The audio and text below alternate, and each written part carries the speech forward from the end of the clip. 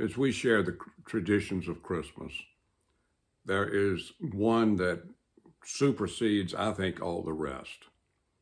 It's the story of St. Nicholas. All of us, from our childhood on, look forward to getting up on Christmas morning and seeing what Santa Claus has brought us. I can still remember some of my greatest receiving the first bicycle, receiving Gene Autry's Western outfit. They're the special times. And I remember the times that my children received their special gifts and what it meant to them. But do you know the history behind all of this? Let me share it with you. There was a Catholic priest, and his name was Nicholas. As he was appointed to serve a community that was often facing poverty, this Catholic priest began to reach out to the people and to give them the gifts that they needed. Now, as part of the story, and it is true, this priest's mom and dad had died when he was very young. They had a significant amount of money, and he inherited that as a young teenager. And rather than going out and spending it in all the luxuries, he saved it and held on to it. Well, as he looked out in his community, he began to see the pain that the people were suffering, in particular the children. And he looked at the children without adequate clothes in the wintertime and knew that they had to have warmth. He looked at the homes that did not have heat. And the children, rather than going to school, would go out into the community and to the hillsides and gather the wood and the things that they would be able to use to keep their homes warm.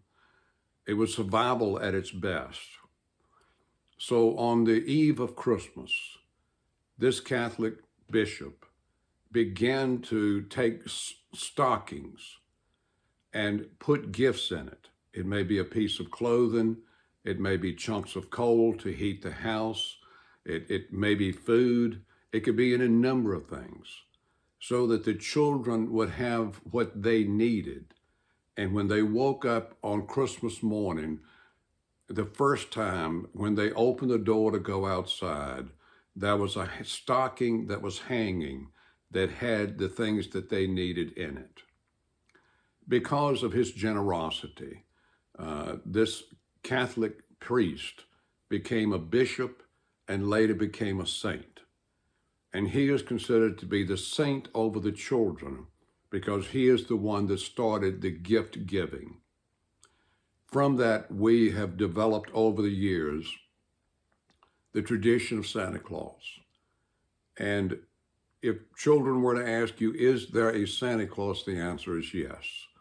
There was St. Nicholas, and we have continued the tradition of St. Nicholas. But there is a greater gift giver, and that gift giver is God. And we celebrate the present that God gave to us. That present is the Christ child, the first child, the only child born to be God. And he came as an innocent baby through a Virgin Mary. And he came to give us the hope that this world cannot never give. Yes, the world that we live in can be a barren place.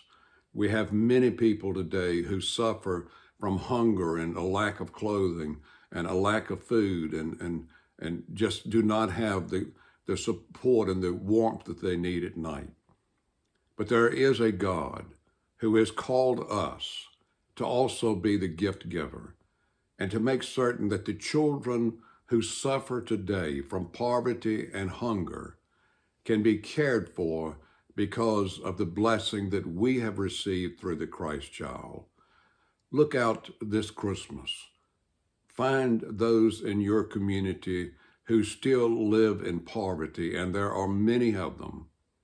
Find a way to share as a family so that someone who is in need in your community is able to have the food and the clothing and the warmth that they need so we can follow the tradition of St. Nicholas, and we can also share with them the gospel of Jesus Christ so we can recognize the greatest gift that is ever given, the gift of the Christ child through that Virgin Mary.